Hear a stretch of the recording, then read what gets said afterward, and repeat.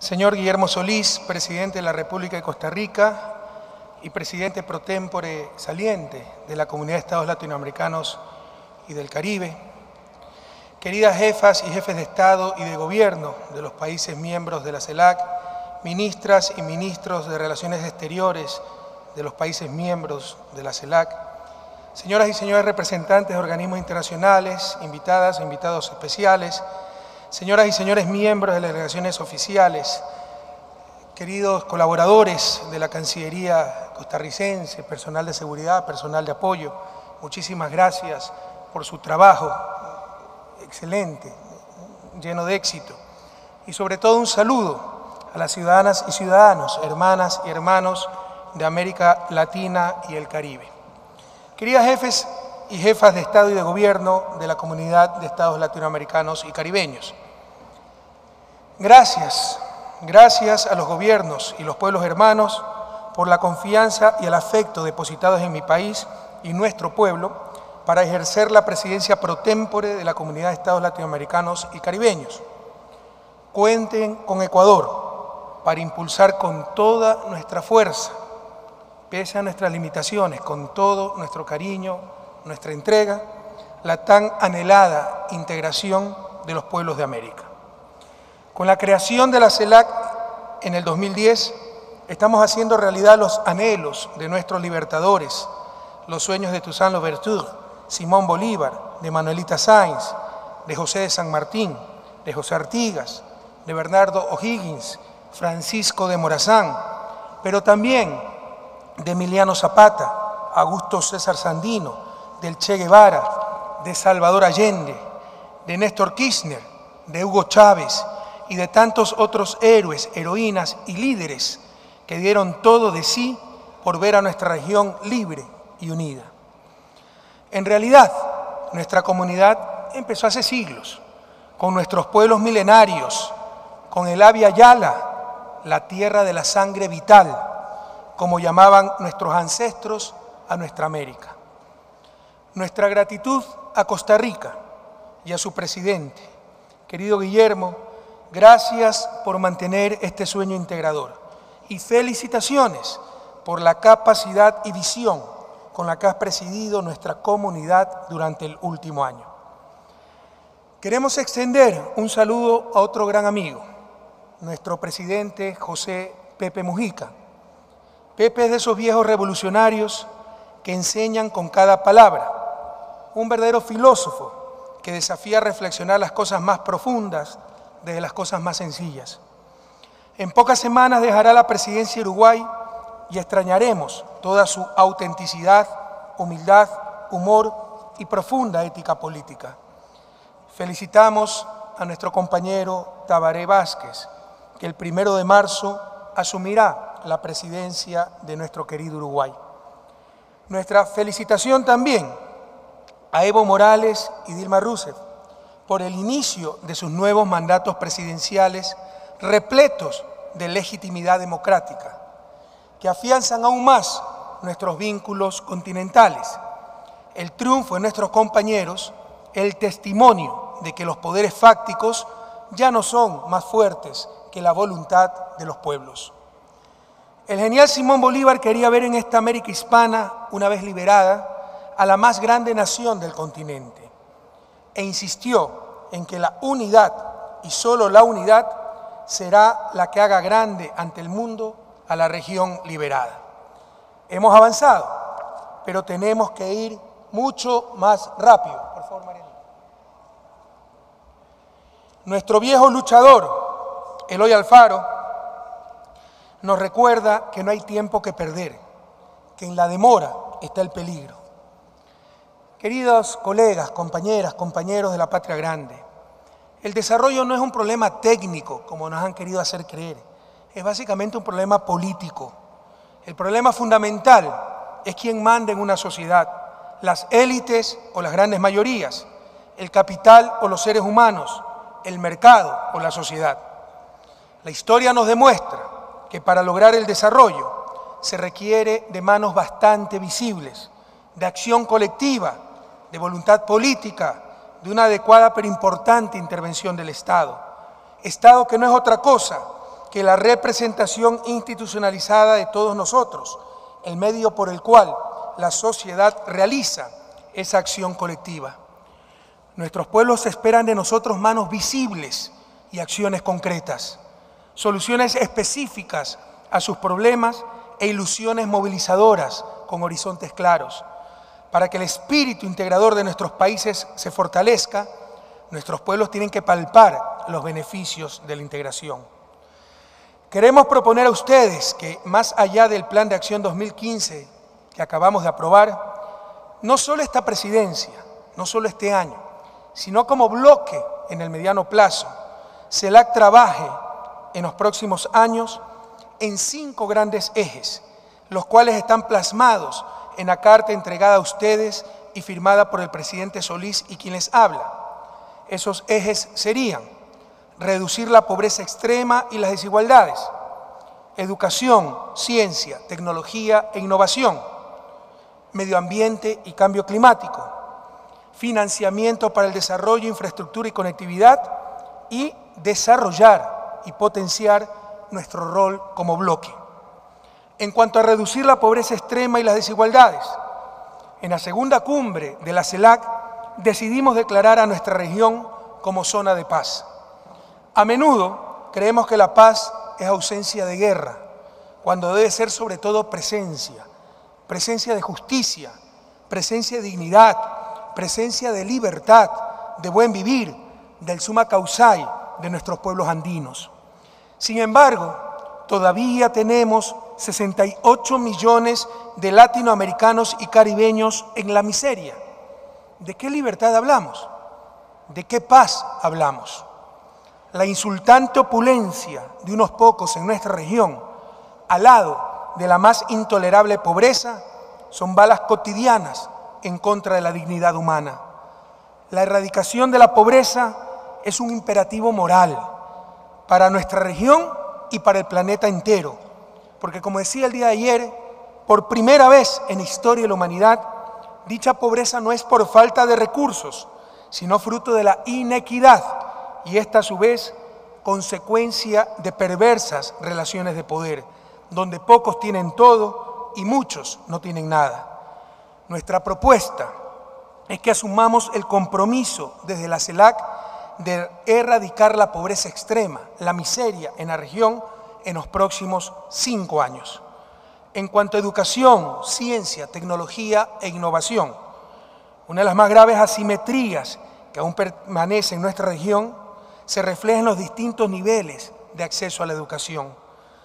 La educación, como derecho y como generadora de talento humano, es lo más importante para el desarrollo. Pretendemos que todas las niñas y niños de nuestra región puedan terminar al menos un ciclo completo de enseñanza básica de 10 años. Los países hegemónicos han hecho del conocimiento el motor de su desarrollo. En contraste, nuestra región no le ha apostado decididamente a la generación de conocimiento, de ciencia, tecnología e innovación. Actualmente, nuestra región invierte el 0.78% del Producto Interno Bruto en investigación y desarrollo. Debemos duplicar esta inversión en los próximos 5 años, llevándola al menos al 1.5% del PIB hasta el año 2020. Actualmente no hay ninguna universidad latinoamericana o caribeña entre las 100 mejores del mundo, lo decíamos también el día de ayer. En los próximos años debemos tener al menos 12 universidades de la región entre las 200 mejores del planeta. Para ello, debemos elevar el presupuesto en educación superior al menos al 1.7% del PIB regional en el siguiente quinquenio. Recientes investigaciones han demostrado de forma contundente que lo único que garantiza la equidad no es la entelequia del mercado, ni la intervención del Estado per se, sino la difusión de conocimientos y capacidades, es decir, el conocimiento como bien público de libre y masivo acceso, y la inversión en talento humano no solamente nos harán más prósperos, sino también nos harán más justos. Además, con la impresionante generación de conocimiento a nivel mundial, los países que no produzcamos conocimiento seremos cada día más ignorantes en términos relativos y más dependientes de lo que producen otros. Es decir, la generación de conocimiento también nos hará más libres.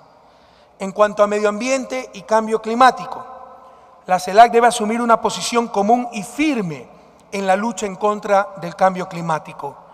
Debemos alzar nuestras voces para demandar el compromiso de los contaminadores globales para reducir sus emisiones.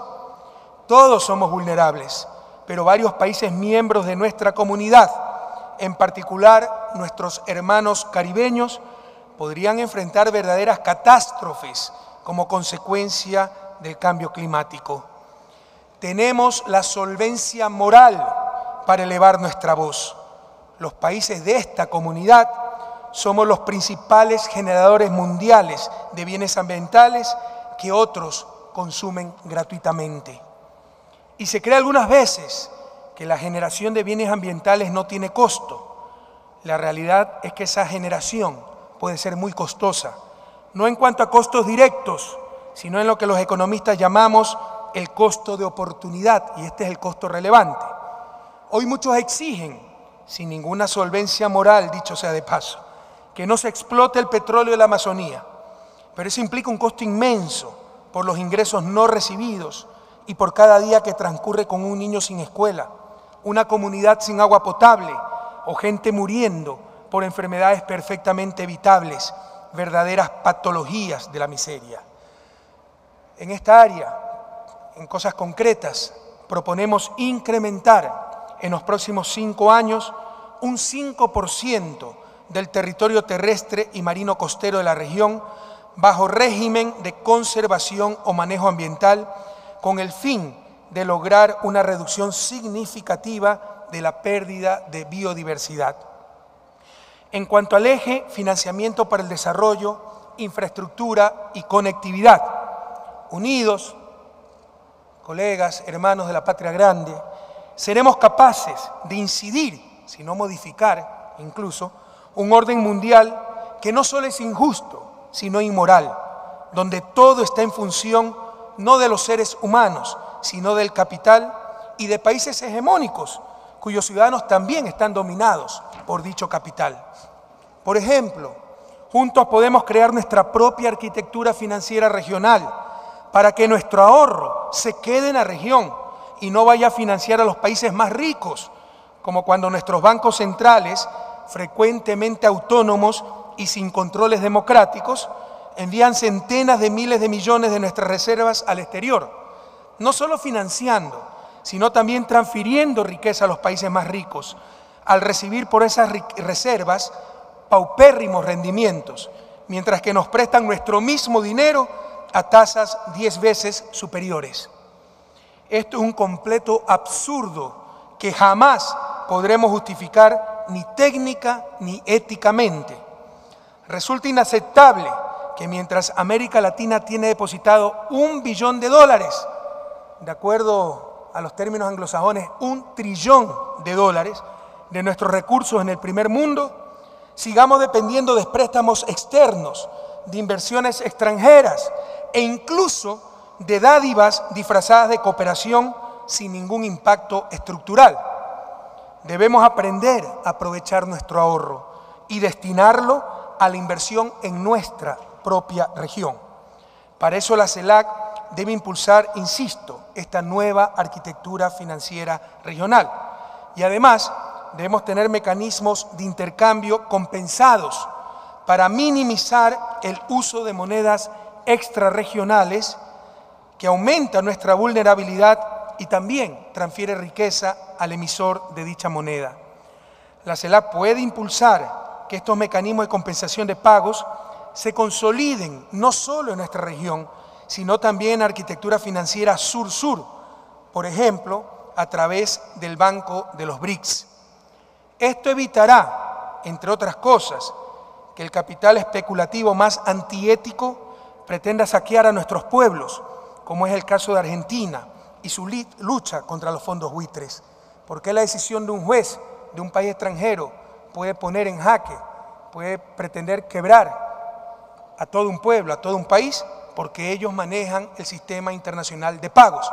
Tenemos la capacidad, sobre todo con Alianza Sur-Sur, con los BRICS, por ejemplo, de crear sistemas de pago alternativos y liberarnos de este sometimiento a decisiones externas. Por otro lado, la CEPAL, Comisión Económica para América Latina, estima que la región requiere invertir el 6.2% del PIB regional, cerca de 320.000 millones de dólares anuales hasta el 2020, en construcción de infraestructura. En la actualidad, estamos invirtiendo apenas el 2.7%. Proponemos impulsar con voluntad política los grandes proyectos de infraestructura que garanticen nuestra integración, nuestra conectividad. CELAC debe disponer de una planificación regional que aterrice, concrete los megaproyectos viales, energéticos y de telecomunicaciones para potenciar nuestra complementariedad.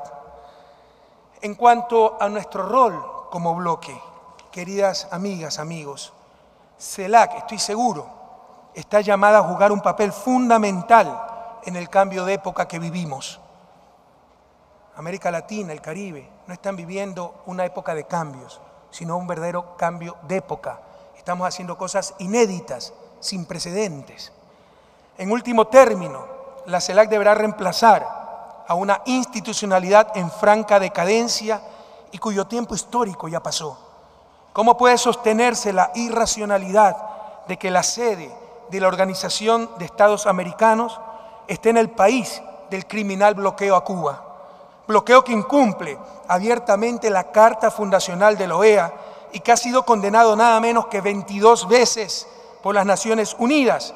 La última condena en octubre de 2014 con el respaldo de 188 de los 193 países miembros de la ONU. El bloqueo a Cuba constituye sin lugar a dudas el mayor atropello al derecho internacional, al derecho interamericano y a los derechos humanos en nuestro continente. Nos congratulamos con la promesa del restablecimiento pleno de relaciones diplomáticas entre Cuba y Estados Unidos. Esta victoria del pueblo cubano es una verdadera lección de dignidad, de resistencia y de soberanía que Cuba transmite al mundo. Sin embargo, ese horizonte esperanzador no debe hacernos olvidar que Cuba aún sigue siendo víctima de una serie de medidas inadmisibles y atentatorias en contra de su soberanía y del derecho internacional. Asimismo, condenamos cualquier tipo de injerencia en contra de nuestros países, en contra de nuestros procesos democráticos. Rechazamos cualquier agresión o guerra económica en contra de la hermana República Bolivariana de Venezuela. Estos hechos ratifican la necesidad de una instancia propia, renovada, creíble, que sea un auténtico garante de los intereses de los países de la región latinoamericana y caribeña.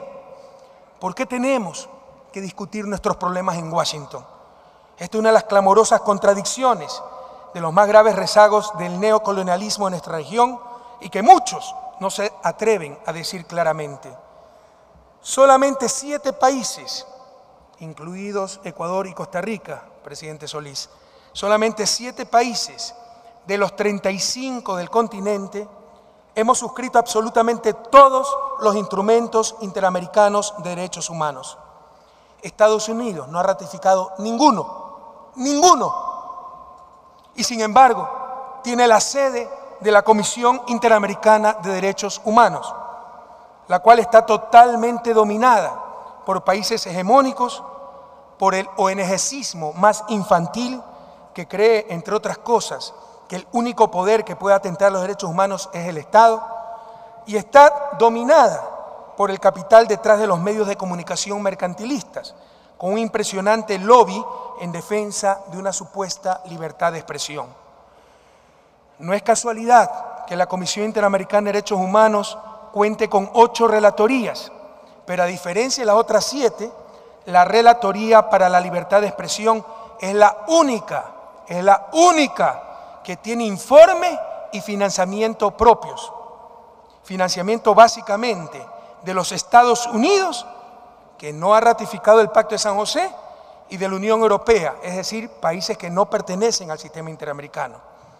Este financiamiento propio e informe independiente supone la supremacía del derecho a la libertad de expresión sobre otros derechos, como digamos el de las personas con discapacidades. No se engañe, sencillamente muestra la supremacía del capital detrás de las empresas dedicadas a la comunicación. Además, como les decía, la comisión, además de la relatoría, es financiada casi en su totalidad por Estados Unidos, que no ha ratificado el Pacto de San José, sustento del sistema, y por estados observadores, entre comillas, extrarregionales, que no son parte de América. Es decir, hablemos claro, pagan para controlar a otros.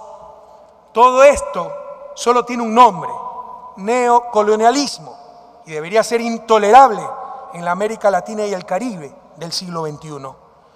Cabría preguntarse también, ¿para qué sirve la OEA si ni siquiera se pronuncia sobre problemas tan cruciales como el de las Islas Malvinas, colonia británica al frente de las costas latinoamericanas y a más de 11.000 kilómetros de Londres? En los últimos años, 4 países, Venezuela, Nicaragua, Bolivia y Ecuador, hemos denunciado el Tratado Interamericano de Asistencia Recíproca, TIAR, un texto que solo sirvió para justificar las intervenciones militares norteamericanas en Guatemala en 1954, en Cuba en 1962, en Panamá en 1964 o en República Dominicana en 1965 y 1966. Pero no sirvió para evitar, como supuestamente era su fin, agresiones extrarregionales, como en el caso de Malvinas en 1982. En ese caso se destrozó por completo el tan celebrado TIAR. Son anacronismos que aún arrastramos y que ameritan ser discutidos en el seno de esta comunidad. La CELAC debe jugar un rol protagónico en acompañar el proceso de descolonización en la región latinoamericana y caribeña. En general, la CELAC debe ser el actor de referencia en la resolución de conflictos o herencias de larga data que atañen a los países de la región. En este sentido, quiero aplaudir la propuesta nicaragüense y venezolana de integrar a Puerto Rico a la comunidad de estados latinoamericanos y caribeños, como muestra de que América es un territorio libre de colonialismo. La CELAC también debe prestar su apoyo incondicional al histórico proceso de paz en Colombia. El presidente Juan Manuel Santos ya no se encuentra entre nosotros, tuvo que regresar a Colombia. Se encuentra su canciller, María Ángela Holguín, querida amiga. Presidente Juan Manuel Santos, María Ángela, pueblo colombiano, reciban todo el apoyo de la presidencia pro tempore de la CELAC, y creo que hablo en nombre de todos los países miembros, de todos los pueblos de nuestra comunidad.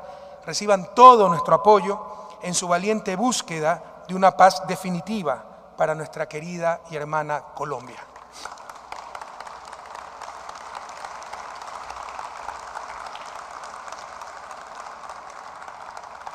Los países de América Latina y el Caribe han soportado durante décadas los abusos de las transnacionales del norte. El caso de Chevron Texaco en el Ecuador, empresa recientemente declarada como la más irresponsable del mundo, es testimonio de ello. Los tratados bilaterales de inversión nos imponen entregar nuestra soberanía a tribunales de arbitraje en el norte. La cruda experiencia es que estos tribunales se han constituido como instancias últimas de decisión, violentando a discreción los ámbitos de jurisdicción nacionales e imponiendo el cumplimiento inapelable de arreglos injustos. La América Latina y el Caribe necesitan la inversión extranjera, pero debemos enfrentarnos a la tarea de crear marcos de relación entre estados y transnacionales más justos y equilibrados, que posibiliten el beneficio mutuo, el respeto de los derechos humanos y de los derechos de la naturaleza.